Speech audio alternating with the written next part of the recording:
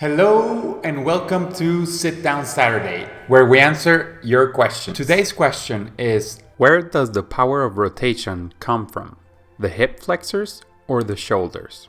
And the answer is from the hips. I have been studying this movement really closely and it finally clicked. Just like a baseball pitcher or a batter, they start rotating using the hips first and then the shoulders follow.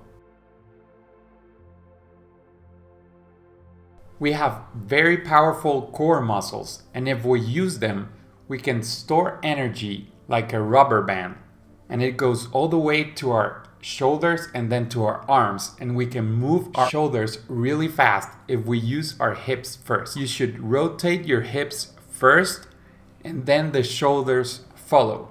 This way it's much easier. And on top of that, if you're rotating with your hips first, you'll also help your shoulder pull, and it will be less likely to get a shoulder injury since you're using bigger muscles to pull water. Of course, this is not how everyone swims, but the most efficient swimmers swim like this, and I recommend you do that too. Thanks for asking this amazing question.